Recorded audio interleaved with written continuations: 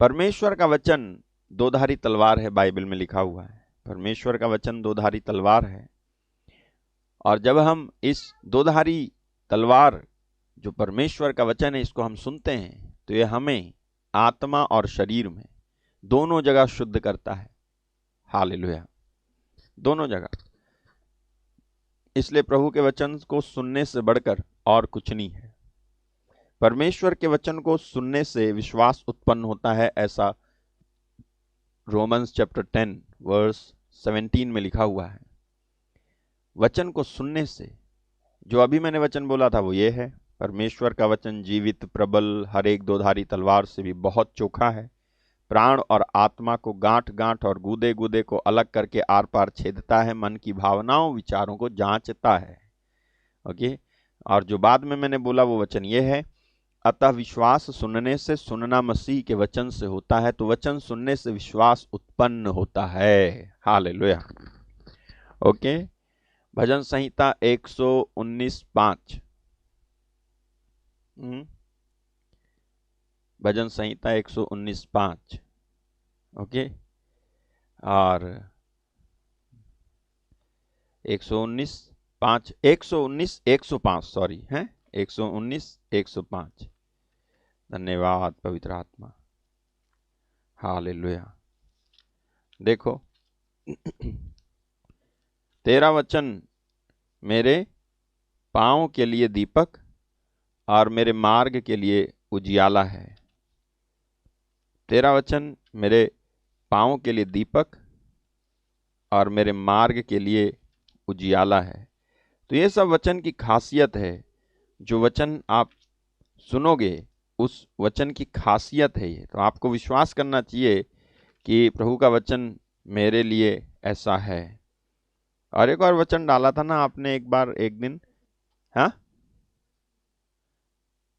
नहीं क्या, नहीं, एक और वचन है जो जहां पर परमेश्वर का वचन शुद्ध सोने से भी चोखा है।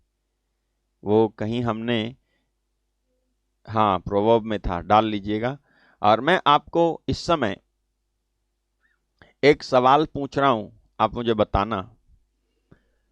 वो सवाल है, क्या ये सच है कि परमेश्वर की मर्जी के बिना एक पत्ता तक नहीं हिलता है? ओके, आप सोचो, सोच के जवाब देना। क्या ये सच है कि परमेश्वर की मर्जी के बिना एक पत्ता भी नहीं हिलता है? बहुत सारे लोग शायद कह रहे होंगे, क्या कह रहे हैं? यस कह रहे हैं? आप बताओ मुझे। ठीक है, चलो, ये वचन देखो, वे तो सोने से और बहुत कुंदन से भी, मतलब गोल्ड से भी बढ़कर मनोहर है वचन, और वे मधु से टपकने वाले छत्ते से भी बढ़कर है वचन। आगे, टपकने वाले छत्ते से भी बढ़कर मधुर है, मधु से भी। ठीक है, हाँ। तो आप लिख रहे हो कि ये सच है कि परमेश्वर की मर्जी के बिना एक पत्ता नहीं हिलता है। ओके, और ये भी सच है फिर कि जो होता है वो परमेश्वर की मर्जी से हो रहा है। राइट है? आप ये भी कह रहे हो ना कि जो होता है वो परमेश्वर की मर्जी से हो रहा है, और परमेश्वर की मर्जी के बिना एक पत्ता भी नहीं हिलता है। आप ये कह रहे हो, यस यस कह रहे हो ना? ओके, और भी कहते हैं इसको, इस सेंटेंस को और भी तरह तरह से लोग कहते हैं कि वो लोग कहते रहते हैं कि जो ऊपर वाले की मर्जी है ना, लोग कहते हैं कि जो ऊपर वाले की मर्जी, मतलब वो ये कहीं ना कहीं कह रहे हैं कि जो मर्जी वो ऊपर वाले की मर्जी। ओके ना, अभी आप में से कुछ लोग जो है शक करना शुरू कर रहे हैं। अब आप शक मत करना। जिसने जिसने यस लिखा उसको आज जवाब दूंगा मैं। हालेलुया। और वचन से जवाब दूंगा कि वचन क्या कहता है, और कहां से लेकर आए हैं हम ये कि परमेश्वर की मर्जी के बिना एक पत्ता भी नहीं हिलता है। परमेश्वर की मर्जी के बिना एक पत्ता भी नहीं हिलता है। ओके, अगर परमेश्वर की मर्जी के बिना एक पत्ता नहीं हिलता है तो इसी के अनुसार दूसरी बातें हैं, जैसे कि परमेश्वर जो हो रहा है वो परमेश्वर की मर्जी से हो रहा है। तीसरी बात कहते हैं कि जैसी ऊपर वाले की मर्जी, जैसी ऊपर वाले की मर्जी, और समय और स्थिति और माहौल के हिसाब से ये वाक्य बदलते रहते हैं। समय और स्थिति, यही वाक्य, यानी परमेश्वर की मर्जी के बिना एक पत्ता तक नहीं हिलता है। ये वाक्य जो है ना, समय, स्थिति, ठीक है, और माहौल के हिसाब से ये समय समय पर वाक्य बदलते रहते हैं। ठीक है, और मैं आपको उदाहरण देने जा रहा हूं, प्रेरित चरित्र अध्याय 28 वचन 3 से 6। प्रेरित चरित्र अध्याय 28 वचन 3 से 6। हाँ, एक्ट्स 28 वर्स 3 to 6। यहां लिखा है, जब पौलुस ने लकड़ियों का गट्ठा बटोरकर आग पर रखा तो एक सांप आंच पाकर निकला और उसके हाथ से लिपट गया। जब उन जंगलियों ने सांप को उसके हाथ में लटके हुए देखा, जब उन जंगलियों ने, चौथा वचन है, जब उन जंगलियों ने यानी जब उन निवासियों ने सांप को उसके हाथ से लटके हुए देखा तो आपस में कहने लगे, क्या कहा, सचमुच यह मनुष्य हत्यारा है। यद्यपि समंदर से तो बच गया तो भी न्याय ने जीवित रहने ना दिया। नेक्स्ट, तब उसने सांप को आग में झटक दिया और उसे कुछ हानि ना पहुंची। नेक्स्ट, परंतु वे बाट जो होते थे ना, यू सी, परंतु वे बाट जो होते थे कि वह सूज जाएगा या एकाएक गिर के मर जाएगा। वो बाट जो हो रहे थे, यानी वो इंतजार कर रहे थे कि वो सूज जाएगा या एकाएक गिर के मर जाएगा, परंतु जब वे बहुत देर तक देखते रहे और देखा कि उसका कुछ भी नहीं बिगड़ा तो और ही विचार कर कहा, तो अपना विचार बदल कर कहा, हालेलुया, अपना विचार बदल करके कहा, यह तो कोई देवता है। यह पौलुस जब इसके हाथ में सांप लिपट गया तब ये लोग जो थे, ये माल्टा द्वीप है, माल्टा द्वीप के निवासी थे, और माल्टा टापू के ये निवासियों ने जब पौलुस के हाथ में लिपटे हुए सांप को देखा तो कहा, देखो ये समंदर से तो बच गया, लेकिन न्याय देवता ने इसको जीवित नहीं रहने दिया। और आप मालूम है ऐसा क्यों कह रहे थे? वो सांप ना केवल लिपटा था उसके हाथ में, बल्कि सांप ने सचमुच में उसको काट लिया था। You go and study to show thyself approved, hallelujah, ठीक है। आप स्टडी करो जिससे कि आप अपने आप को परमेश्वर का एक ग्रहण होने योग्य सेवक बना सको। तो मैं इस बात का जवाब दूंगा आज आपको कि जब लोग कहते हैं कि परमेश्वर की मर्जी के बिना एक पत्ता नहीं हिलता है, ठीक है, जब लोग कहते हैं कि जो होता है वो परमेश्वर की मर्जी से हो रहा है, जब लोग कहते हैं कि जो ऊपर वाले की मर्जी, ठीक है, तो ये कहां तक सही है और वचन हमें इसके बारे में क्या सिखाता है? तो मैं आपको बता रहा हूं कि ये जो लोग थे, माल्टा द्वीप के जो लोग थे, ये लोगों ने जब पौलुस के हाथ में सांप को लिपटे हुए देखा तो इन्होंने बोला कि देखो ये समंदर से बच गया, लेकिन न्याय देवता ने इसे जीवित नहीं छोड़ा। लेकिन होता यह है, जब उन निवासियों ने नेक्स्ट, जब वो बाट जो रहे थे, जब वो बाट जो रहे थे, जब वो इंतजार कर रहे थे इस बात का कि देखते हैं कि क्या होता है इसके साथ, तो वह सूज जाएगा। यहां लिखा है उन्होंने देखा कि ये अभी सूज जाएगा, एकाएक गिर के मर जाएगा। जब वे बहुत देर तक देखते रहे और देखा कि उसका कुछ भी नहीं बिगड़ा तो यही लोग जो ये कह रहे थे कि ये हत्यारा है, पौलुस हत्यारा है, राइट, यही लोग जो कह रहे थे कि पौलुस एक हत्यारा है, यही लोग अपना विचार बदल करके, आपको मालूम है चौथे वचन में ये कहते हैं सचमुच यह मनुष्य हत्यारा है। इसलिए क्योंकि उसके हाथ में उन्होंने सांप को लिपटे हुए देखा और कि सांप ने उसको काट लिया है, इसलिए वो कह रहे थे कि ये सचमुच यह मनुष्य हत्यारा है। लेकिन जब जो वो सोच रहे थे उसके अनुसार हुआ नहीं, तब वो अपने विचार बदल करके कहने लगे ये मनुष्य सच में देवता है। हालेलुया, ये मनुष्य सच में। तो मैंने आपको कहा ये जो वाक्य है ना, ये जो वाक्य है कि परमेश्वर की मर्जी के बिना एक पत्ता तक नहीं हिलता है, ये वाक्य परिस्थिति माहौल के हिसाब से समय समय पर बदलता जाता है। और यहां पर मैं आपको एक ऐसा उदाहरण दे रहा हूं कि जब इन्होंने देखा कि पौलुस के हाथ में सांप लिपटा हुआ है, तब ये बोले कि ये मनुष्य हत्यारा है। लेकिन जब उस पौलुस ने सांप को आग में झटक दिया, तब बोले, जब झटकने के बाद भी इंतजार कर रहे थे कि देखें अब ये गिरेगा, अब इसको जहर चढ़ेगा, अब ये मर जाएगा। लेकिन जब ऐसा हुआ नहीं, तब भाषा बदल दी, और भाषा बदल करके कहते हैं कि क्योंकि वो मरा नहीं ना, मरा नहीं,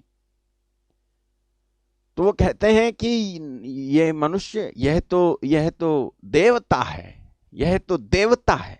हालेलुया, यह तो देवता है। ठीक है, अब इनके अंदर ये बात कहां से आई थी? ठीक है, ये बात कहां से आई थी? ये वाली बात कि अगर सांप काट ले तो वो मनुष्य हत्यारा है। ये बात कहां से आई थी? अगर माल्टा नामक टापू पर रहने वाले इन लोगों में इस विश्वास का, मैं आपको बता रहा हूं ये बात इनके अंदर थी, ये जो विश्वास था कि जब सांप काट ले तो समझ लो वो मनुष्य हत्यारा, ये इनकी बात बता रहा हूं मैं, ये माल्टा द्वीप के रहने वाले लोग। ठीक है, और ये जो टापू पर रहने वाले इन लोगों में इस विश्वास का खंडन तब तक नहीं हुआ जब तक पौलुस वहां नहीं पहुंचा। इनका ये गलत विश्वास था, एक गलत विश्वास था, एक गलत धारणा थी, इनकी गलत विश्वास था कि सांप काट लेगा अगर तो वो मनुष्य हत्यारा होता है। लेकिन पौलुस हत्यारा नहीं था, और पौलुस को सचमुच में सांप ने काटा था। लेकिन पौलुस का विश्वास जो इन निवासियों के, इन लोगों के विश्वास के जैसा विश्वास नहीं था, इसलिए उस पौलुस ने उनके उस अंधविश्वास को चकनाचूर करके उनके सामने एक सच्चाई रखी कि यदि मैं सच में परमेश्वर पर विश्वास करता हूं, उसके पुत्र पर विश्वास करता हूं, तो ये सांप क्या कोई और चीज भी मुझे काट ले तो भी मेरा कुछ नहीं होने वाला। गलत विश्वास, गलत विश्वास। ठीक है, इसी तरह से ये एक गलत विश्वास है कि परमेश्वर की मर्जी के बिना कुछ नहीं होता है। ये एक गलत विश्वास है कि परमेश्वर की मर्जी के बिना एक पत्ता तक नहीं हिलता है, और जो हो रहा है वो परमेश्वर की मर्जी से हो रहा है। ठीक है, अब ध्यान से सुनना, जिन्होंने कहा था, जिन्होंने कहा यस परमेश्वर की मर्जी के बिना एक पत्ता तक नहीं हिलता है। Hallelujah, do you really believe that?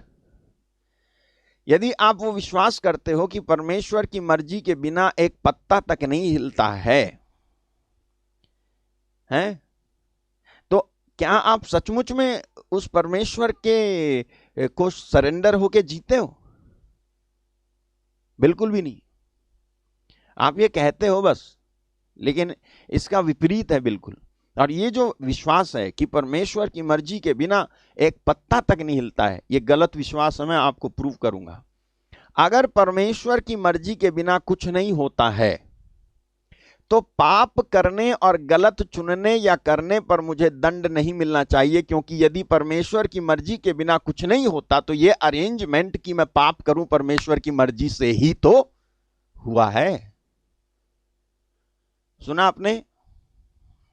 नहीं सुना आपने? फिर से सुनो। अगर परमेश्वर की मर्जी के बिना कुछ नहीं होता है तो पाप कर, अच्छा जल्दीबाजी मत करना, हो सकता है आप ये कहो तो इसका मतलब ये हुआ भैया कि परमेश्वर की मर्जी के बिना भी कुछ होता है। बताऊंगा, मैं आपको बताऊंगा।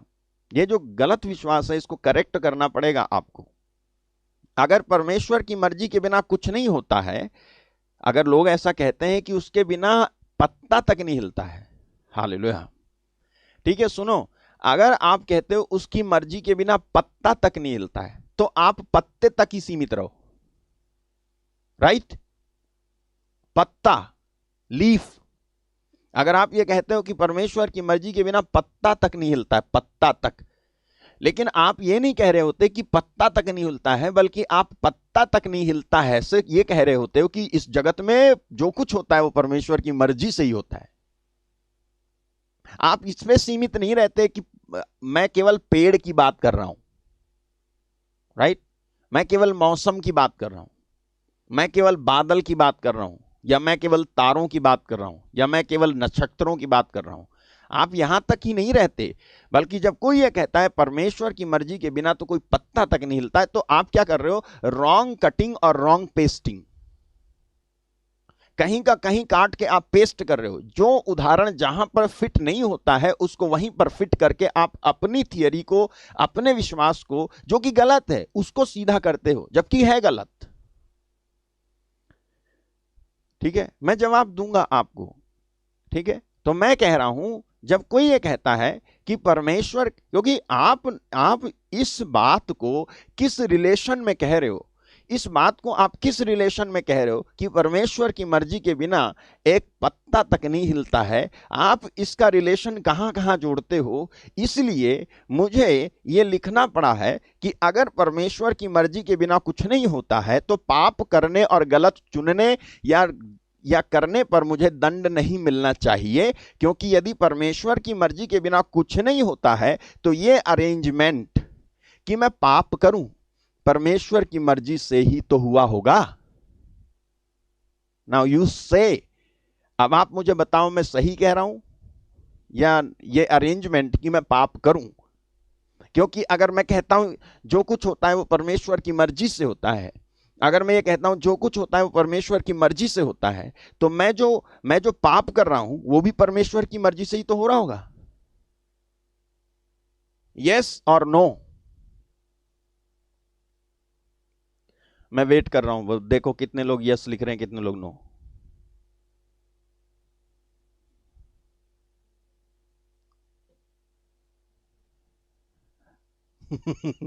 किस बात को आप सही कह रहे हो मुझे नहीं पता, लेकिन शायद आप इस नो, ओके। यानी मैं जो ये कह रहा हूं कि परमेश्वर की मर्जी से सब कुछ अगर होता है तो ये कि मैं पाप करूं ये भी परमेश्वर की मर्जी से हो रहा है, फिर तो इसको आप नो कह रहे हो, है ना?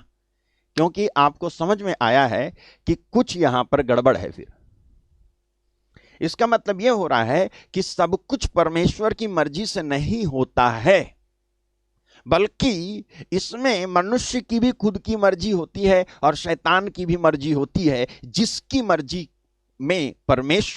मर्जी में शैतान अपनी मर्जी, जिसकी मर्जी में मनुष्य अपनी मर्जी मिलाता है। इसका मतलब अलोन केवल परमेश्वर की मर्जी से सब कुछ नहीं होता है। परमेश्वर की मर्जी से सब कुछ इसलिए नहीं होता है क्योंकि परमेश्वर ने मनुष्य को भी स्वतंत्र मर्जी, स्वतंत्र इच्छा, फ्री विल दी है। हालेलुया, ठीक है, ओके। अगर कोई अभी भी इस बात पर टिका हुआ है, कोई अभी भी ये मानता है कि नहीं, जो एक पत्ता भी ना परमेश्वर की मर्जी के बिना नहीं हिलता है, जो होता है इस जगत में वो सब परमेश्वर की मर्जी से ही होता है। ओके, आगे बढ़ते हैं। आपको याद है दाऊद ने उरिया नाम के आदमी को 2 सैमुअल चैप्टर 12 में और 13 में, 11 चैप्टर 11 में और चैप्टर 12 में तो नातान नबी आ जाता है, लेकिन 11 में लिखा हुआ है राजा दाऊद ने बतशेबा नाम की एक औरत स्त्री को, जब वो नहाने के लिए गई थी तो ये राजा जो है अपने महल के छत के ऊपर घूम रहा था। तो वो जो घूम रहा था वो परमेश्वर की मर्जी से घूम रहा होगा, है? सुनते जाना, परमेश्वर की मर्जी से घूम रहा था वो। और फिर घूमते घूमते उसने उस नहाती हुई औरत को देख लिया। तो उसने उसे जो देखा, और देखा, एक बार नहीं देखा, देखता ही रहा। तो ये जो देखना था, एक नहाती हुई औरत को देखना जो था, ये भी परमेश्वर की मर्जी से होगा। सुनते जाना। फिर उसके बाद में राजा दाऊद अपने सैनिकों को भेजकर उस औरत को बुलवा लेता है जो दूसरे की पत्नी थी, और उसको बुलवा के उसके साथ रात बिताता है। ये भी परमेश्वर की मर्जी होगी, है ना? क्योंकि कुछ भी परमेश्वर की मर्जी के बिना तो होता ही नहीं है। तो ये भी परमेश्वर की मर्जी होगी। फिर उसके बाद में जब वो प्रेग्नेंट हो जाती है राजा दाऊद से, तो वो राजा दाऊद उसके पति को बुलवाता है और उसके पति को कहता है तू अपने घर जा और अपनी पत्नी के साथ रहे। युद्ध चल रहा था, युद्ध में से उसको बुला लेता है उरिया को, और उरिया को बुला करके कहता है कि अपने घर चला जा सोने के लिए। ओके, आपको मिल रहा है, नहीं मिल रहा है? मैं बताता हूं आपको। 2 सैमुएल चैप्टर 12, सॉरी 11 में नहीं 11 हाँ, थैंक यू जीसस, हालेलुया। देखो 6 में लिखा हुआ है, दाऊद ने योआब के पास कहला भेजा कि हित्ती उरिया को मेरे पास भेज। योआब ने उरिया को दाऊद के पास भेज दिया। जब उरिया उसके पास आया, जब दाऊद ने उससे पूछा योआब कैसा है, सेना के लोग कैसे हैं, युद्ध कैसा चल रहा है, दाऊद ने उरिया से कहा अपने घर जाकर अपना पांव धो। 8 उरिया राजा के घर से चला गया और उसके पीछे राजा के पास से इनाम भेजा गया। परंतु उरिया अपने स्वामी के सब सेवकों यानी कर्मचारियों के संग राजा के घर के द्वार पर लेट गया और अपने घर ना गया। ठीक है। उसके बाद जब उन्होंने दाऊद को बताया कि उरिया अपने घर नहीं गया, दाऊद ने उरिया से कहा क्या तू यात्रा करके नहीं आया, तब तो तू अपने घर क्यों नहीं गया? और उरिया ने दाऊद से कहा जब संदूक और इज़राइल और यहूदा तंबुओं में रहते हैं तब, और मेरा स्वामी योआब और मेरे स्वामी के सेवक खुले मैदान में छावनी डाले हुए हैं, यानी वो कह रहा है कि जब सब वो युद्ध कर रहे हैं तो क्या मैं अपने घर जाकर खाऊं पीऊं और अपनी पत्नी के साथ सोऊं? तेरे जीवन की कसम और तेरे प्राण की कसम कि मैं ऐसा काम नहीं करने का। 12वें में लिखा है दाऊद ने उरिया से कहा आज यहीं रहे, कल मैं तुझे विदा करूंगा। इसलिए उरिया उस दिन दूसरे दिन भी यरूशलेम में रहा। दाऊद ने उसे निमंत्रण दिया, उसने उसके साथ सामने खाया पिया और उसने उसे मतवाला किया।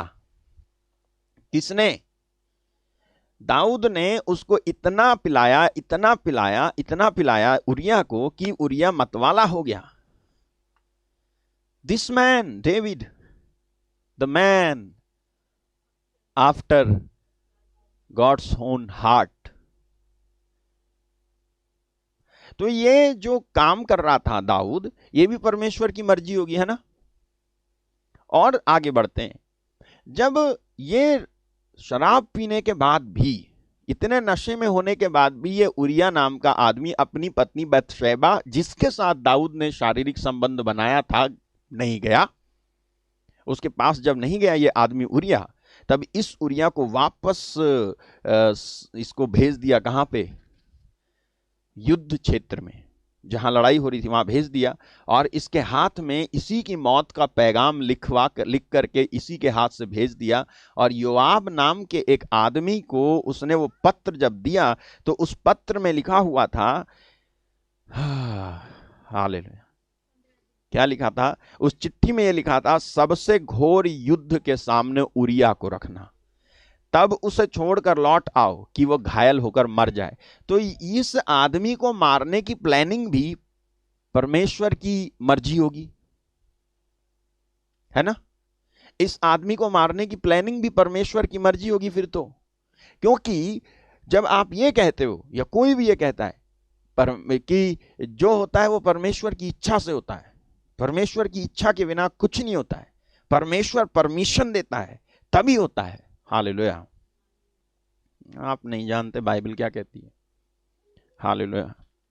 अभी और कुछ मैं बोलूंगा ना, मुझे मालूम है आप जो है मानोगे उस बात को। मैं ये नहीं कह रहा मैं कि आप लोग जानते नहीं, आप बहुत जानकार लोग हो, लेकिन और भी जानकार हम होते हैं जब हम परमेश्वर के वचन से सीखते हैं। ठीक है, सुनिए, तो क्या ये परमेश्वर की मर्जी थी कि दाऊद जो है उस औरत को नहाते हुए देखे? क्या ये परमेश्वर की मर्जी थी? क्योंकि जब कोई कहता है कि परमेश्वर की मर्जी के बिना कुछ नहीं होता, इस संसार में जो हो रहा है वो सब परमेश्वर की मर्जी से हो रहा है। Okay, right. अब आप मुझे बताओ, क्या ये परमेश्वर की मर्जी से हो रहा था? दाऊद ने उरिया को शराब पिलाई और नहीं, इसके बाद भी उसका पाप नहीं छिपा, तो दाऊद ने उसको जान से मरवा डाला। क्या ये परमेश्वर की मर्जी थी? अच्छा, जब मर गया तब मरने के बाद में उसी की पत्नी को बुला के दाऊद ने अपनी बीवी बना लिया, बतशेबा। क्या यह परमेश्वर की मर्जी थी? हैं? अगर यह परमेश्वर की मर्जी थी तो फिर दाऊद के पास परमेश्वर की ओर से एक नबी को नहीं भेजा जाना चाहिए था, और उस नबी के द्वारा एक दृष्टांत नहीं सुनाया जाना चाहिए था, जो 12वें अध्याय में आप 1 से पढ़ोगे। और ना ही दाऊद को फिर उसके बेटे अबशालोम के विरुद्ध होने पर अपना महल छोड़ के भागना चाहिए था। क्या आप ये मानोगे कि ये सब परमेश्वर की मर्जी थी? हालेलुया। क्या ये परमेश्वर की मर्जी थी? क्या यहां पर दाऊद की कोई मर्जी नहीं है? और क्या यहां पर दाऊद की मर्जी के साथ में शैतान की मर्जी बिल्कुल भी नहीं दिखाई दे रही? क्या हत्या करना परमेश्वर की मर्जी है? क्या व्यभिचार करना परमेश्वर की मर्जी है? क्या पाप को ढक लेना परमेश्वर की मर्जी है? क्या ये परमेश्वर की मर्जी है? जब कोई ये कहता है, जब हम ये माने कि जो कुछ होता है वो परमेश्वर की मर्जी से होता है, परमेश्वर की मर्जी के बिना एक पत्ता भी नहीं हिलता है, तो परमेश्वर की मर्जी के बिना पत्ता नहीं हिलता है तो परमेश्वर की मर्जी है, फिर सारी चीज परमेश्वर की मर्जी है। फिर ये जो काम हुए थे दाऊद के जमाने में, जो दाऊद ने किया, ये सब परमेश्वर की मर्जी थी। आप मानोगे इसको कि परमेश्वर की मर्जी थी? तो फिर ये वाक्य कि परमेश्वर की मर्जी के बिना पत्ता भी नहीं हिलता है, गलत है। आपको एक बात बताऊं, कुछ समय पहले ये अमेरिका में आर्टिफिशियल तूफान लाया गया, टेक्सास में, यूएसए में, टेक्सास में आर्टिफिशियल तूफान। न्यूज ने दिखाया है, धूप निकल रही है, बर्फ पड़ी हुई है, लेकिन धूप के निकलने पर भी वो बर्फ पिघल नहीं रही है, लेकिन ठंड बराबर थी। जब ठंड बराबर थी तो वहां के लोगों ने, स्थानीय लोगों ने उस बर्फ को उठा करके उसको आग दिखाई कि देखें ये पिघलेगी कि नहीं पिघलेगी। आग दिखाई तो वो पिघली नहीं बर्फ, उन्होंने गैस के ऊपर रख दिया, वो पिघली नहीं बर्फ। जब वो बर्फ नहीं पिघली तो ऐसी बर्फ बरसाई है परमेश्वर ने जो पिघले ही ना।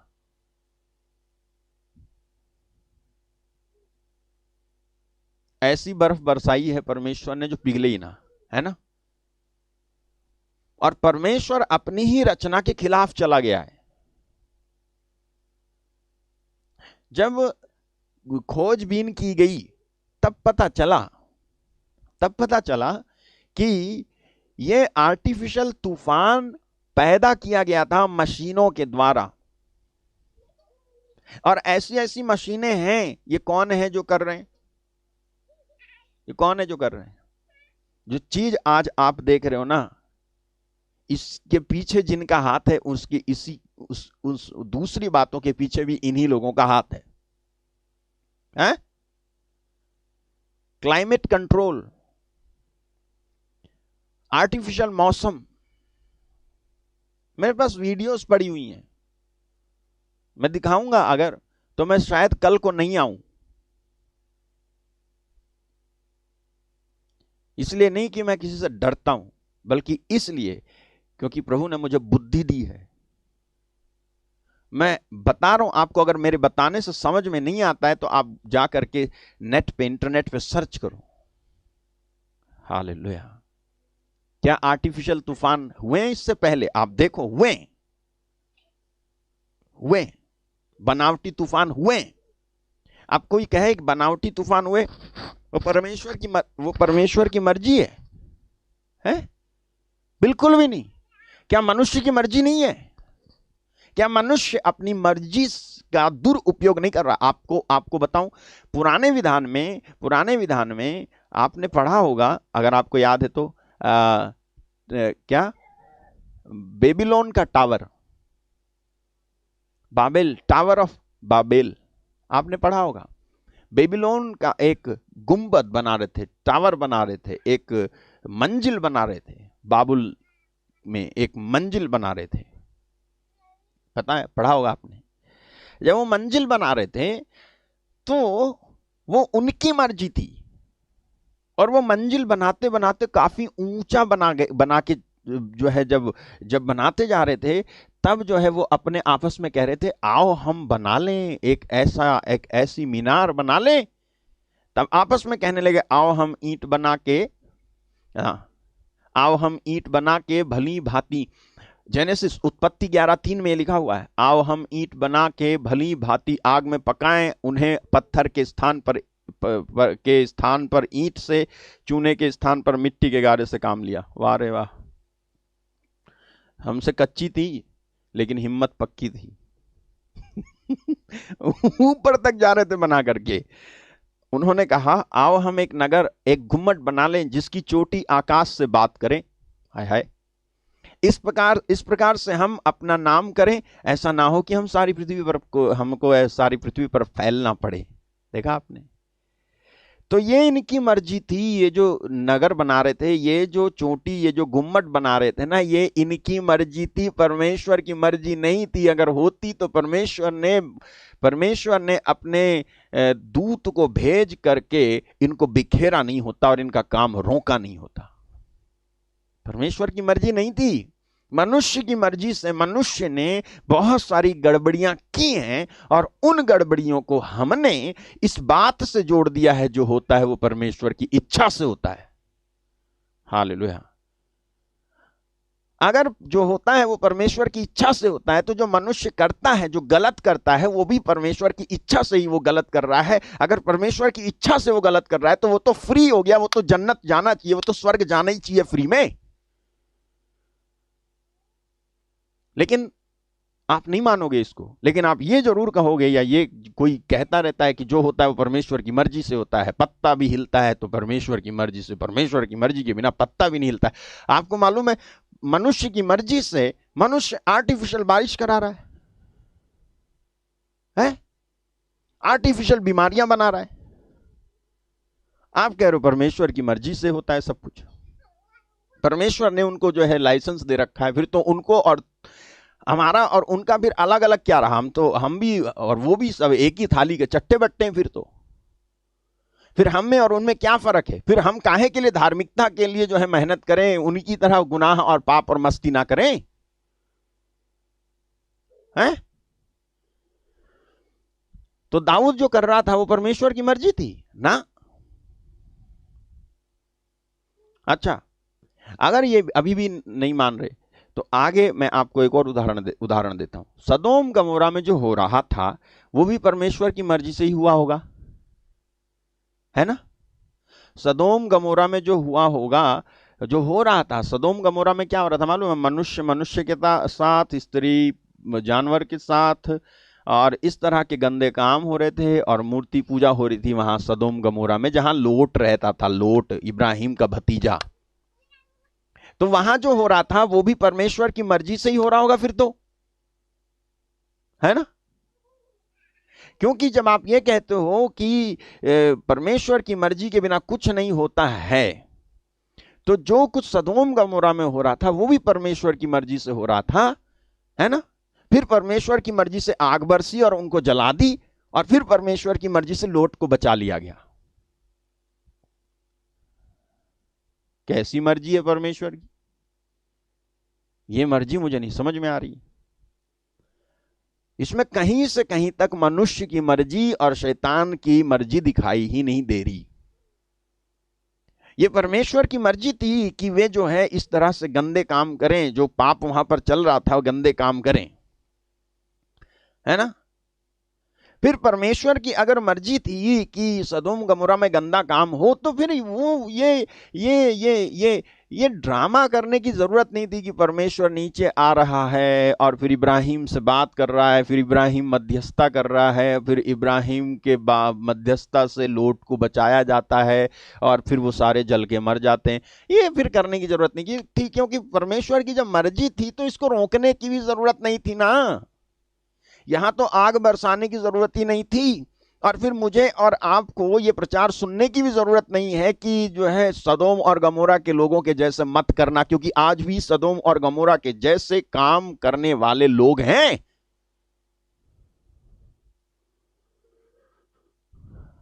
हालेलुया। क्या ये परमेश्वर की मर्जी थी? बिल्कुल नहीं। चलो, अभी हो सकता है कोई और छूट रहा हो, तो उसके लिए एक और उदाहरण देता हूं। नूह के समय में परमेश्वर के पुत्रों का मानव पुत्रियों से सहवास करना और दानवों को उत्पन्न करना, यह भी परमेश्वर की मर्जी होगी,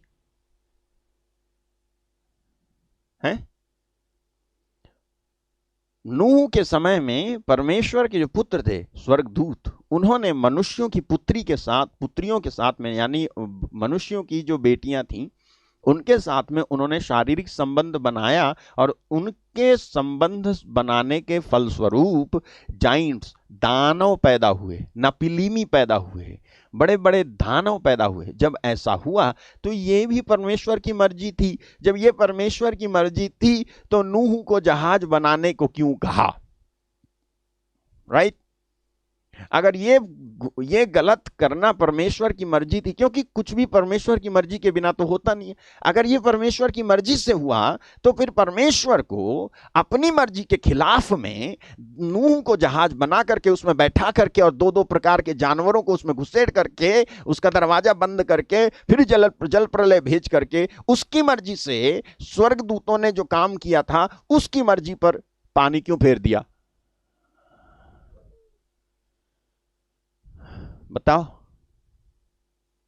आप मानोगे ये परमेश्वर की मर्जी थी? बिल्कुल नहीं। तो फिर आप क्यों कहते हो, या फिर आप क्यों जो है यस कर रहे थे शुरू में कि जो होता है वो परमेश्वर की मर्जी से होता है? नहीं भैया, हम ये समझ रहे थे कि कुछ और सुनाओगे आप। हमें नहीं पता था कि आप ये सुनाओगे। हालेलुया। परमेश्वर की मर्जी नहीं थी जो आप ये नूह के समय में हुआ ना, वो परमेश्वर की मर्जी नहीं थी। ओके, और आगे बढ़ूं। अगर परमेश्वर की मर्जी के बिना कुछ नहीं होता है तो नओमी सही थी।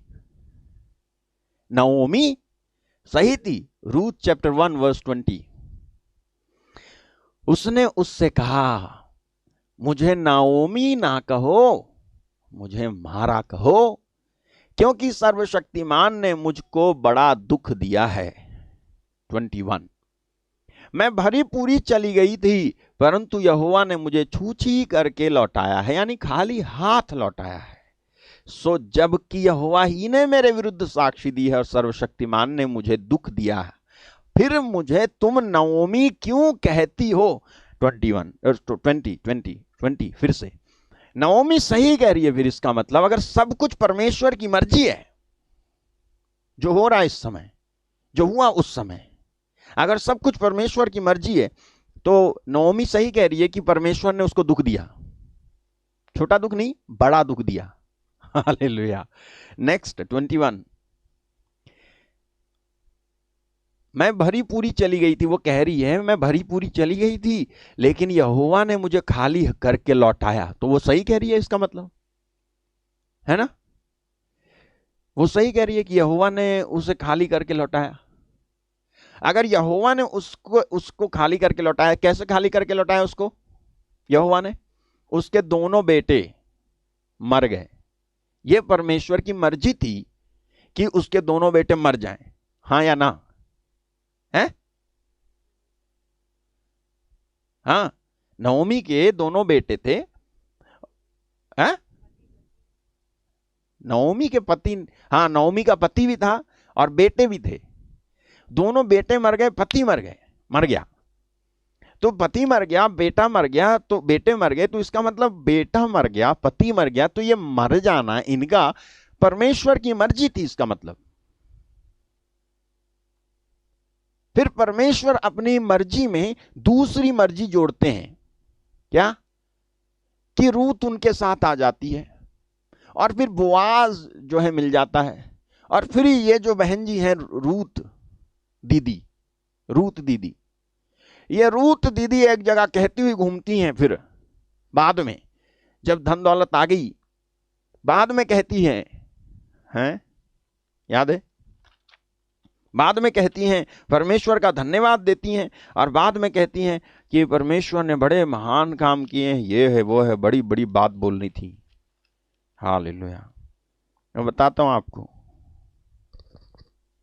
Thank you Jesus.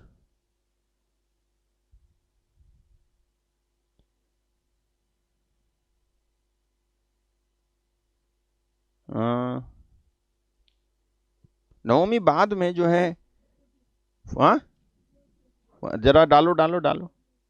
नहीं नहीं, रुको रुको, मैं बता रहा हूं। नवमी ना बाद में कहती है कि जब वो परमेश्वर का धन्यवाद करने लगती है नवमी, पहले नवमी जो है परमेश्वर के बारे में बोल रही थी कि उसने मुझे खाली हाथ लौटा दिया, खाली हाथ लौटा दिया। बाद में इसके विचार बदल जाते हैं, इसके ख्याल बदल जाते हैं और ये जो है बड़ा अच्छा अच्छा फिर बोलती है, प्रभु को बहुत अच्छा अच्छा आदर देती है। हालेलुया। एनीवे, नवमी कहती है, और नवमी कहती है कि बहुत अच्छा हो गया है। हाँ, डालो जरा।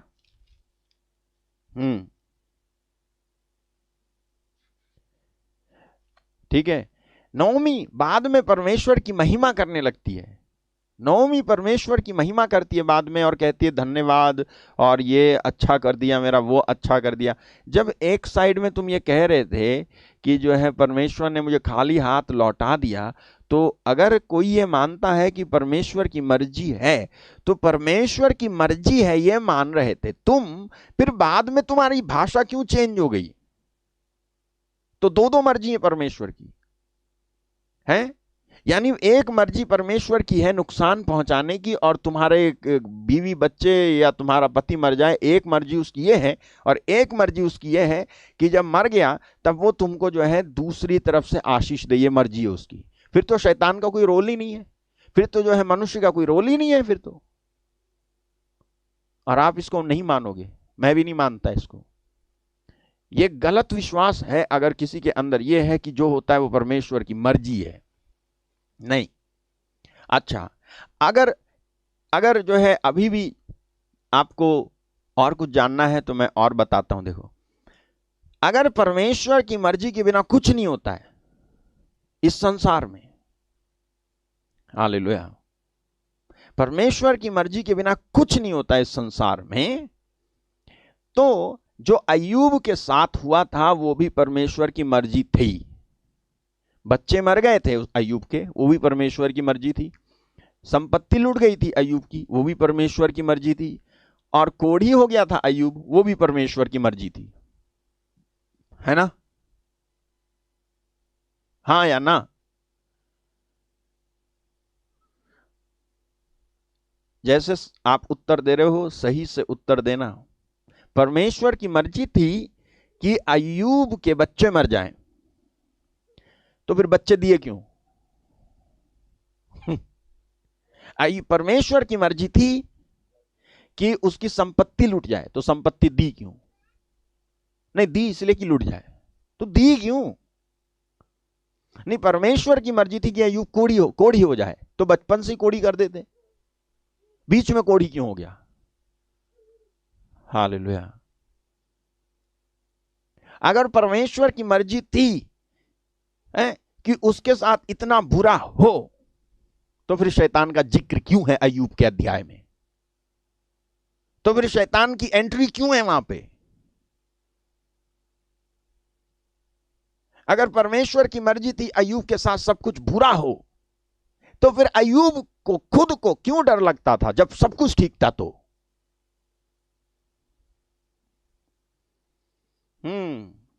शायद हो सकता है अभी भी नहीं फंस रही हो बात। और उदाहरण देता हूं, जितने भी रोगी यीशु मसीह के समय में बीमार थे, वो सब परमेश्वर की मर्जी से बीमार थे, राइट? यीशु के समय में जितने भी लोगों को यीशु ने चंगा किया, वो सब लोग परमेश्वर की मर्जी से बीमार थे या नहीं? अगर परमेश्वर की मर्जी से बीमार थे, तो फिर यीशु को चंगा करने की जरूरत नहीं थी। लेकिन असलियत कुछ और बताती है बाइबल। प्रेरित चरित्र 10:38, एक्ट्स चैप्टर 10 वर्स 38,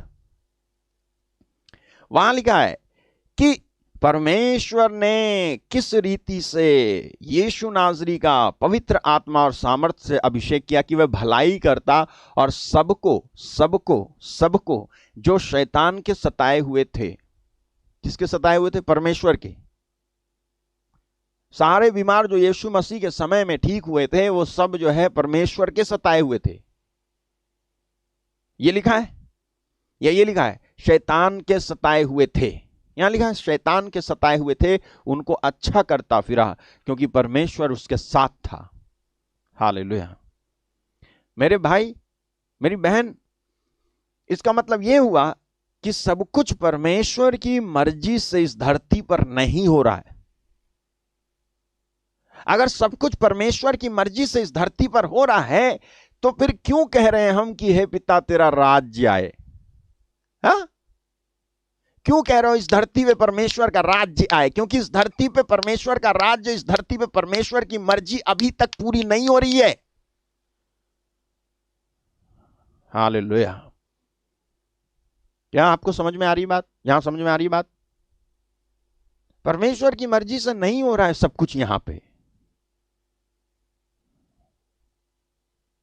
अगर आप कहते हो कि परमेश्वर की मर्जी से हो रहा है सब कुछ, तो इस तरह से ये कोरोना वायरस भी परमेश्वर की मर्जी है।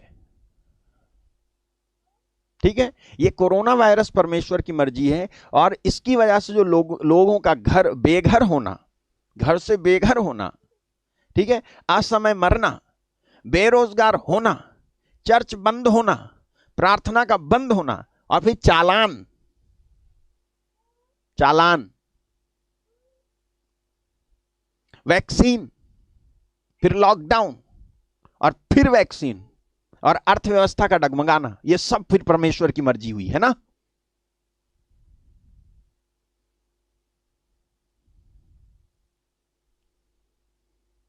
अगर सब कुछ परमेश्वर की मर्जी है, तो ये भी परमेश्वर की मर्जी है। इसलिए ये जो परमेश्वर की मर्जी है, सब कुछ परमेश्वर की मर्जी है, तो इसलिए मुझे ये कहना पड़ रहा है, ऐसा करना मत, लेकिन मुझे ऐसा कहना पड़ रहा है कि जब किसी को ऑक्सीजन की कमी हो तो बिल्कुल ना घबराएं, जहां पड़ा है वहीं पड़ा रहे, क्योंकि ऑक्सीजन की कमी परमेश्वर की मर्जी है। मैंने ये नहीं कहा कि सिलेंडर में ऑक्सीजन की कमी, मैंने कहा शरीर में ऑक्सीजन की कमी। आप मानोगे? हाँ, जी भर के ऑक्सीजन दिया है परमेश्वर ने, आज तक उसने कोई कमी नहीं करी है। लेकिन अगर आप ये कहते हो ये जो कुछ होता है वो परमेश्वर की मर्जी से होता है, हाँ ठीक है, इसी तरह से इसमें मनुष्य की कोई कमी नहीं, कोई युक्ति नहीं, कोई खराबी नहीं, कोई दोष नहीं, ना ही शैतान का कोई दोष है। आप ये कह रहे हो, जब आप ये कह रहे हो कि परमेश्वर जो हो रहा है वो परमेश्वर की मर्जी से हो रहा है, एट द सेम टाइम जब आप ये कहते हो कि सब परमेश्वर की मर्जी से हो रहा है, at the same time there are people who don't believe in the existence of God.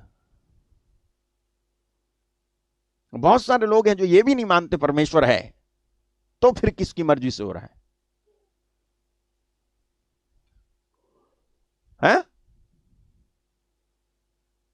बहुत सारे लोग तो ये भी नहीं मानते कि परमेश्वर है, तो फिर किसकी मर्जी से हो रहा है? आप लोग जो मानते हो, आप कहो कि जो हो रहा है वो परमेश्वर की मर्जी से। ना ना, ये जो कुछ मैं बोल रहा हूं ना, ये परमेश्वर की मर्जी से नहीं हो रहा है। परमेश्वर की मर्जी से नहीं हो रहा है। इस धरती पर जो हो रहा है उसमें मनुष्य की मर्जी, शैतान की मर्जी, उसकी योजना और मनुष्यों का शैतान को देने वाला साथ शामिल है, जिसकी वजह से प्रॉब्लम है। परमेश्वर की मर्जी इतनी खराब मर्जी नहीं है कि हम इतनी सी छोटी सी बात में उसको कंक्लूड कर दें। ठीक है? Why we forget the choice? Why we forget free will? We only remember God. हम मुसीबत के वक्त में, जब मुसीबत होती है, जब समस्या होती है, तो सारी मुसीबत, समस्या, प्रॉब्लम्स क्या जिम्मेदार परमेश्वर को बना देते हैं और कहते हैं कि ये कोरोना वायरस परमेश्वर की मर्जी है। फिर परमेश्वर की मर्जी है कोरोना वायरस के बाद कि लोग बेघर हो जाएं, फिर उसके बाद असमय मरने लगें, और उसके बाद चर्च बंद हो जाए, उसके बाद प्रार्थनाएं बंद हो जाएं, फिर चालान हो तुम्हारा, फिर वैक्सीन लगे तुमको, और फिर उसके बाद लॉकडाउन हो, फिर वैक्सीन लगे, फिर जो है तुम्हारी अर्थव्यवस्था डगमगाए, तुम्हारी जॉब ना मिले। ये सब परमेश्वर की मर्जी है, क्योंकि सब कुछ तो परमेश्वर की मर्जी है। फिर तो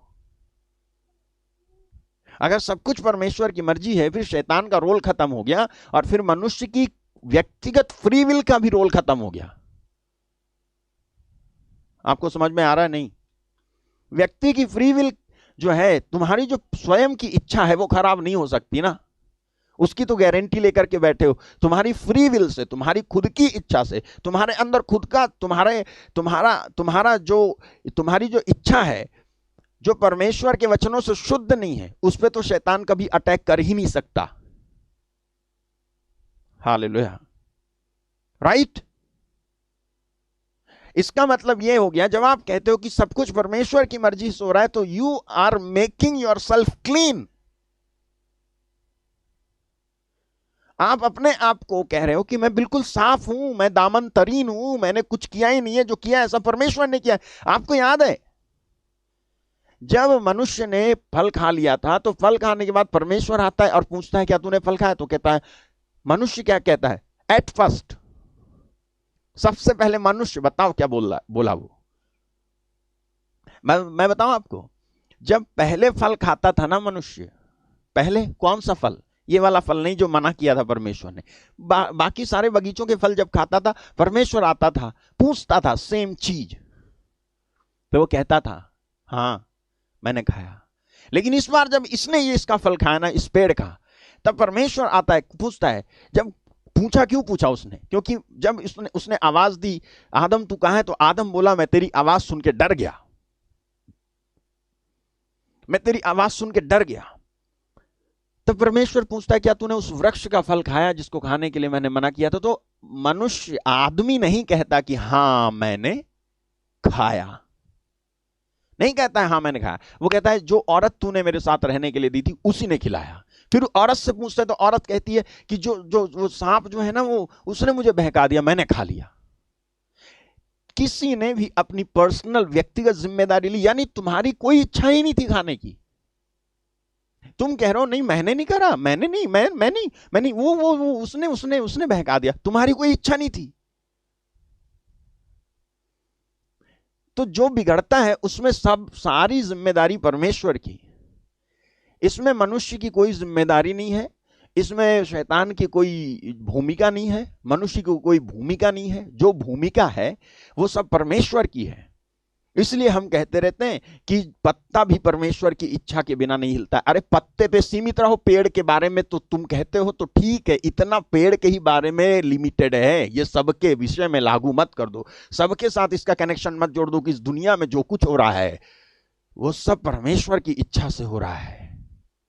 नहीं, मनुष्य की अपनी व्यक्तिगत भटकी हुई इच्छा है, जिस पर पाप का अधिकार, शैतान का अधिकार है, जिसके चलते मनुष्य गलती के वजह से दूसरों की जिंदगियां खराब कर रहा है, जिसके चलते मनुष्य बर्बाद कर रहा है मनुष्य को।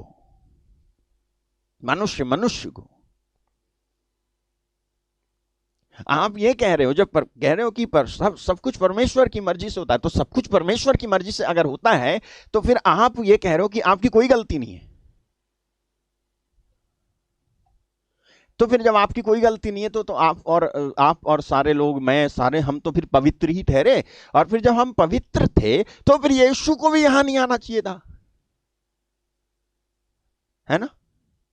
फिर यीशु काहे के लिए आए यहां पे? हम किसके पाप का प्रायश्चित करने के लिए आए? पेड़ पौधों के, वो जंगली जानवरों के, घास पत्तियों फूलों के पापों का प्रायश्चित करना है? हम तो शुद्ध थे, हमने तो कुछ किया ही नहीं था।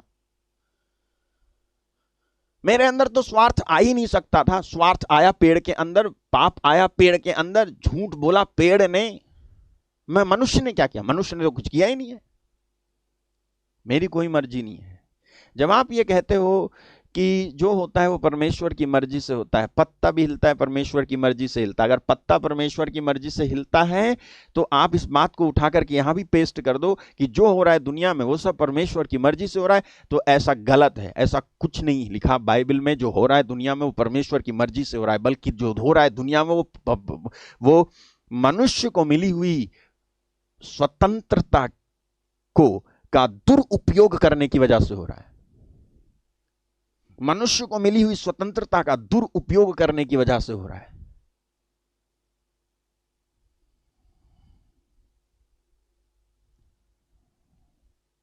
ओके?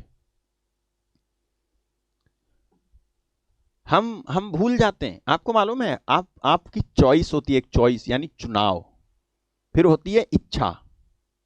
चुनाव, आप जो चुनते हो, आप जो करने के लिए चुनते हो, फिर वो चीज होती है।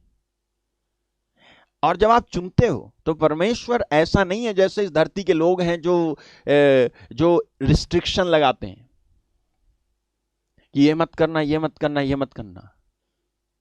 ठीक है? ये इस धरती के लोगों की तरह उल्टे सीधे कानून बनाने वाला परमेश्वर नहीं है जो तुम्हारी इच्छा पे जबरदस्ती कर दे। नहीं, तुम जो कर रहे हो तुमको करने देता है, वो चुपचाप तुम करो। लेकिन वो तुमको उसने फ्री विल दी है, स्वतंत्र इच्छा दी है। उस स्वतंत्र इच्छा को तुम परमेश्वर के वचन से चलाते हो या शैतान के द्वारा आपके कान में फूंके जाने वाले वचन से चलाते हो अपने आप को? वो ये देखता है। तो जो आप कर रहे हो ना, जो आप कर रहे हो वो आपकी इच्छा है, परमेश्वर की इच्छा नहीं है। तो आप ये नहीं कह सकते कि जो होता है वो परमेश्वर की इच्छा से हो रहा है। हो सकता है आप ये क्यों, आप ग्लोबली कह रहे हो, ग्लोबली मैंने विश्वव्यापी, विश्वव्यापक एक वाक्य बोल रहे हो आपकी, जो दुनिया में हो रहा है वो सब परमेश्वर की ना, बिल्कुल नहीं।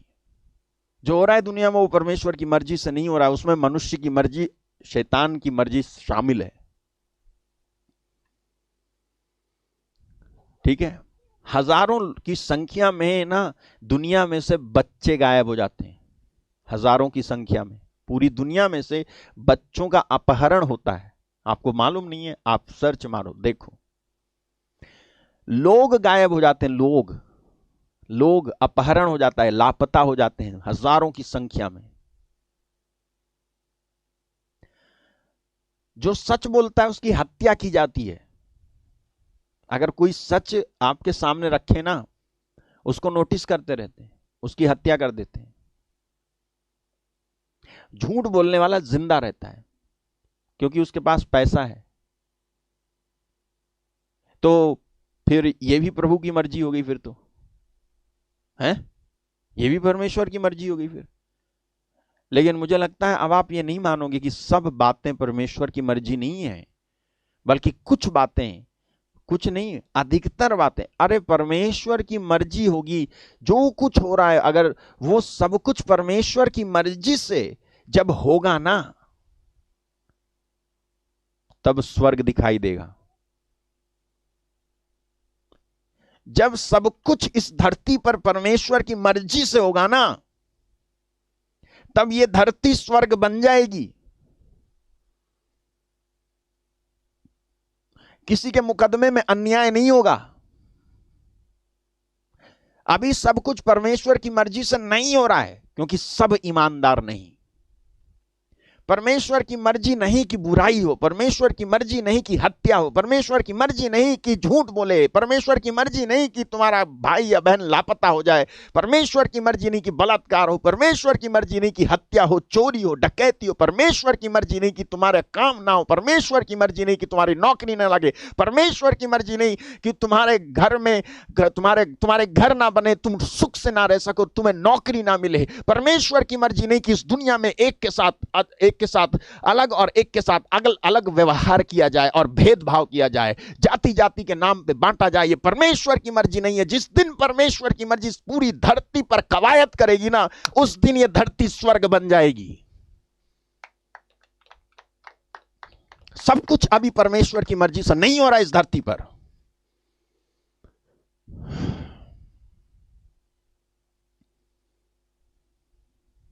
नहीं हो रहा है। अगर हो रहा होता ना, तो यीशु मसीह इस धरती पर आकर के ये नहीं कहते इस तरह से प्रार्थना किया करो, हे पिता तू जो स्वर्ग में है, तेरा नाम पवित्र माना जाए, तेरा राज्य आए, तेरी इच्छा जैसे स्वर्ग में है। द ओनली प्लेस, एक ही स्थान जहां पर सब कुछ परमेश्वर की मर्जी से हो रहा है, वो है स्वर्ग। और यीशु ने कहना है पिता जैसे तेरी इच्छा स्वर्ग में पूरी होती है, वैसे ही इस धरती पर भी पूरी हो।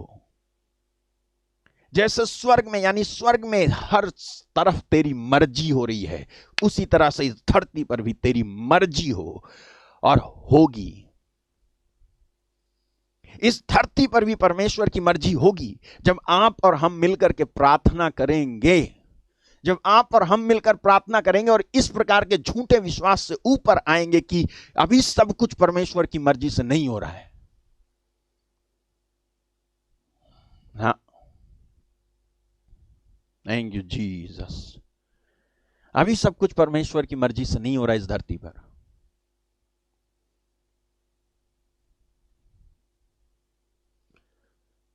ठीक है, एक वचन मैं आपके सामने रख रहा हूं, रोमन्स चैप्टर 3 वर्स 7 and 8। रोमियो का पत्र अध्याय 3 वचन 7 और 8 लिखा है, यदि मेरे झूठ के कारण परमेश्वर की सच्चाई उसको महिमा के लिए अधिक करके प्रकट हुई, तो फिर क्यों पापी की नाई मैं दंड के योग्य ठहराया जाता हूं। पौलुस कह रहा है, और हम क्यों बुराई ना करें कि भलाई निकले। जब हम पर यही दोष लगाया भी जाता है, और कितने कहते हैं कि इनका यही कहना है, परंतु ऐसों का दोषी ठहरना ठीक है। क्या कह रहा है मालूम है आपको? मालूम है एक वचन है बाइबल में, रोमन्स चैप्टर 8 वर्स 28। इस वचन को समझाने के लिए बोलूंगा।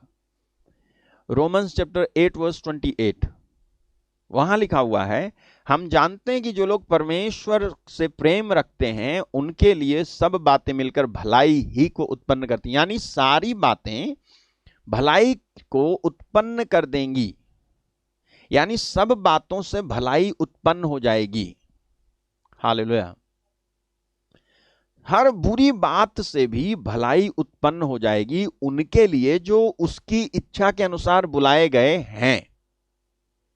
ठीक है, यहां लिखा है परमेश्वर से जो प्रेम करते हैं उनके लिए सब बातें मिलकर भलाई ही को उत्पन्न करती हैं। सब बातें मिलकर भलाई ही को उत्पन्न करती हैं। अगर सब बातें मिलकर भलाई ही को उत्पन्न करती हैं, तो क्या ये सब बातें वो बातें हैं जो कि समझ लो कि कोई हत्या करने वाली बात है और किसी ने हत्या की है और तुम भी उसके साथ मिल रहे हो, और क्योंकि तुम जो है ये समझते हो कि इस वचन का अर्थ ये हो सकता है, तो क्या जो है उसके लिए भी भलाई उत्पन्न होगी। सब बातें, कौन सी सब बातें? जो सब बातें मिलकर के भलाई, कौन सी सब बातें हैं? ऐसी बात नहीं कि तुमने जानबूझ करके गलती की है और उसके बाद तुम एक्सपेक्ट करो कि भलाई उत्पन्न होगी ना। हालेलुया। आप जानबूझ करके ऐसी चीज खा लो पी लो और लगवा लो जानबूझ के। इतने तो आप अज्ञानी नहीं हो ना, इतने तो आपको ऐसा नहीं है ना कि आपको ज्ञान नहीं है, ज्ञान तो है। फिर आप जहर पी लो, उसके बाद कहो कि मेरी कोई हानि नहीं होगी, मेरे लिए भलाई उत्पन्न होगी। नो, तुम्हारे लिए भलाई उत्पन्न नहीं होगी, क्योंकि तुमने जानबूझ करके वो चीज की है जिसको करने को परमेश्वर ने मना किया है। उसके वचन के अनुसार रोशनी है, थी तुम्हारे अंदर, लेकिन तुमने नहीं किया। तो पौलुस इस तरह से कहता है कि यदि मेरे झूठ के कारण परमेश्वर की सच्चाई प्रकट होती है तो फिर मैं पापी की तरह मुझे दंड क्यों दिया जा रहा है। ठीक है, तो मैंने आपसे कहा यदि परमेश्वर बुराई को भलाई में बदलता है, वो यही कह रहा है हम क्यों बुराई ना करें क्योंकि भलाई निकले। तो मैं कह रहा हूं यदि परमेश्वर बुराई को भलाई में बदलता है तो इसका सूत्र ये नहीं कि बुराई ही की जाए कि परमेश्वर भलाई में बदलता फिरे। हालेलुया। अगर ये वचन हमारे पास है कि प्रभु के लोगों के लिए बुरी बात भी भलाई में बदल जाएगी, तो इसका सूत्र ये नहीं है कि आप बुराई करो जिससे कि परमेश्वर सबको जो है भलाई में बदलता फिरे। उसका यही काम नहीं कि बुराई तुम करो और उसको भलाई में बदलता फिरे, ये काम नहीं है उसका। तो फिर क्या मतलब हुआ इस वचन का? इस वचन का मतलब यह हुआ कि विश्वासी, तुम ऐसे विश्वासी बनो कि तुम बुराई को जानबूझ करके अपनी तरफ से मत करो, नहीं तो परमेश्वर उसे भलाई में नहीं बदलेगा। तुम्हारी साइड से बुराई नहीं होनी चाहिए, और बुराई के लिए तुम्हारी मर्जी नहीं होनी चाहिए, तुम्हारी हां नहीं होनी चाहिए, तुमको मना करने चाहिए, मैं नहीं करने वाला ये काम। नहीं, मैंने कर लिया उसके बाद मैं कहूं प्रभु तेरे वचन में लिखा है कि तू भलाई को बुराई में बदल देता है। ओके, केवल इतना नहीं लिखा कि तू भलाई को बुराई में बदल देता है, बल्कि यह भी लिखा हुआ है उनके लिए जो उसको प्यार करते हैं और उसके लिए उसके बुलाए हुए हैं।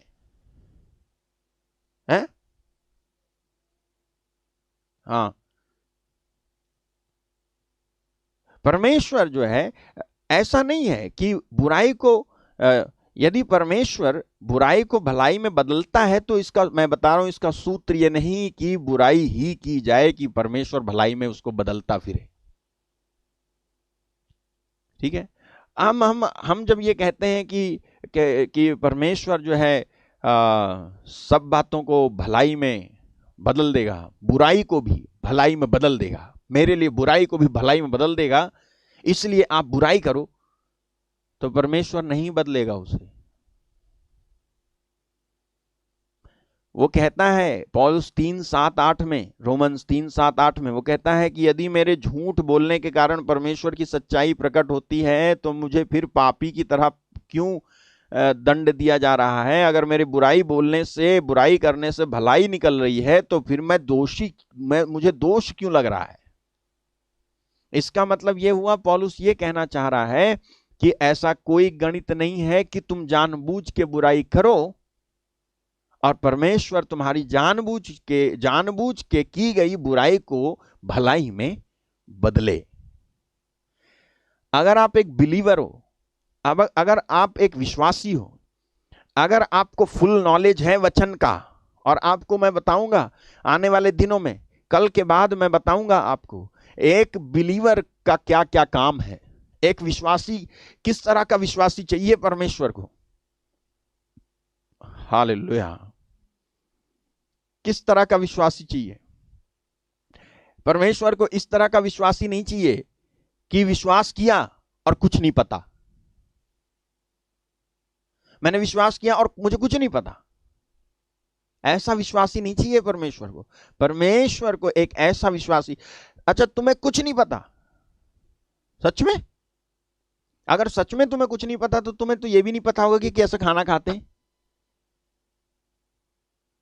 और तुम्हें बुराई और भलाई का फर्क ही नहीं पता, क्या सही क्या गलत ये भी नहीं पता। जो तुम्हें जहां चाहे सर पकड़ के दबा दे वहीं पे जो है हाँ ठीक है, सरेंडर है सर, सरेंडर है सर, है? तुम्हारे क्या अधिकार है इसके बारे में बोलना तुमको पता ही नहीं है, कोई हिम्मत नहीं है।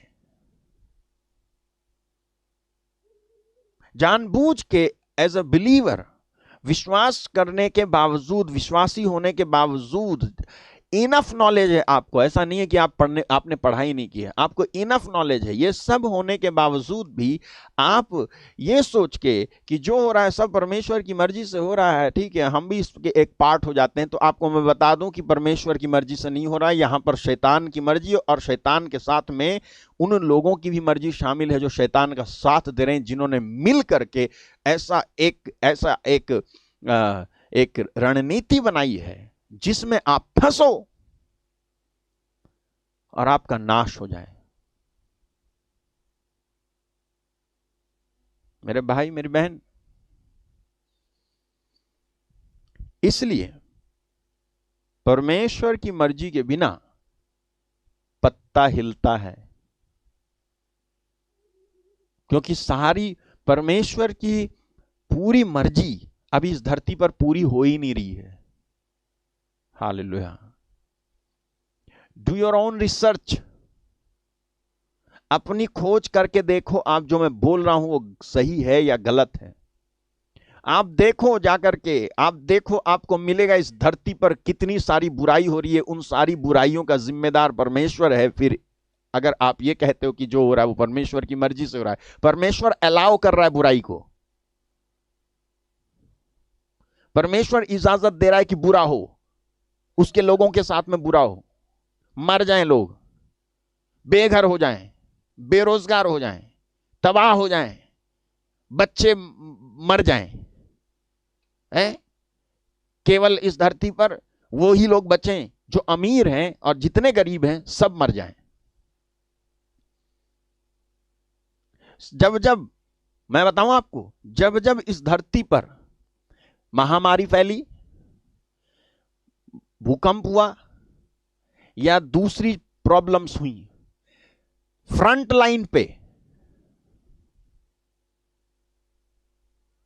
सबसे आगे की रेखा पे जिसका नुकसान हुआ ना, वो गरीब था। सबसे ज्यादा वो गरीब था, गरीब,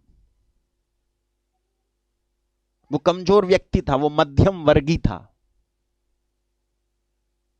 तो परमेश्वर की मर्जी है कि ये मरे पहले।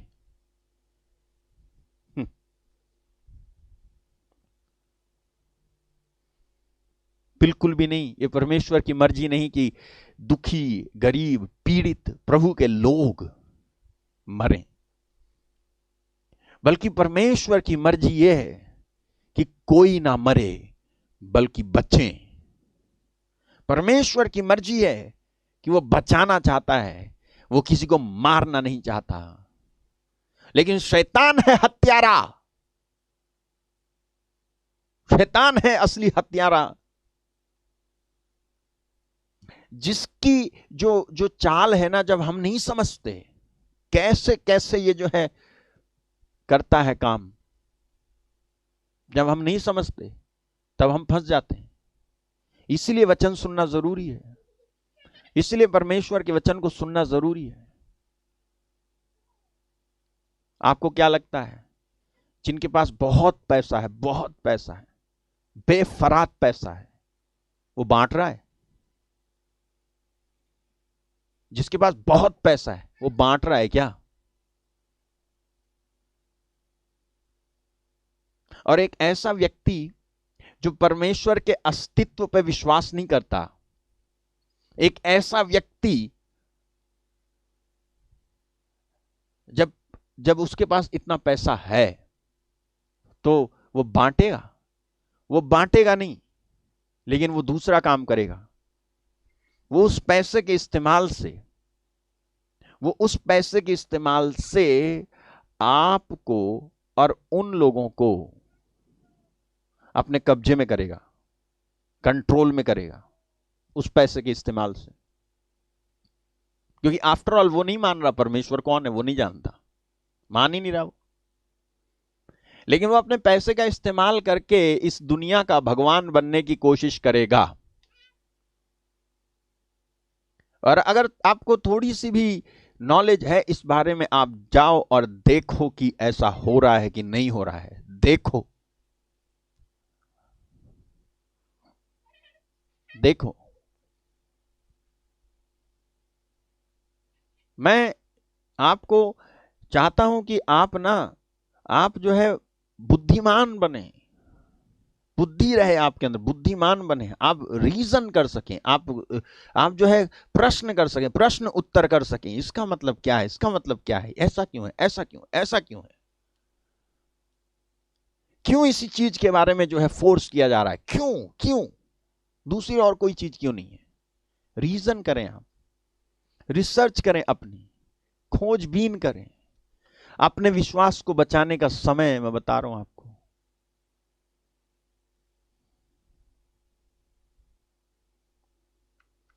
प्रार्थना करने जा रहा हूं, परमेश्वर आपको छुए, स्पर्श करे, आप पर उसकी दया उतरे और आप इग्नोरेंट ना रहें, आप जो है अज्ञानी ना बने रहें, बल्कि सही से समझें चीज को। अगर आपको लगता है कि भैया हम अगर ऐसा नहीं करेंगे तो वैसा हो जाएगा, तो आप मुझे बताओ कि आप परमेश्वर के लिए फिर कुछ सहन करने वाली बात को किस दिन सहन करोगे, कब? अगर वही बात अभी कोई बात है जिसमें आपको जो है अत्याचार महसूस हो रहा है, सहन करना पड़ रहा है किसी चीज को, आपको जो है सताव हो रहा है, तो अगर उस सताव से आप बचना चाह रहे हो, तो और कौन सी डेट और कौन सा महीना और कौन सा साल आप डिसाइड कर रहे हो कि वो वाला सताव आपको उस दिन आए? अगर वो सताव अभी आया है, फेस इट, अभी हम फेस करें और परमेश्वर के लिए जिएं।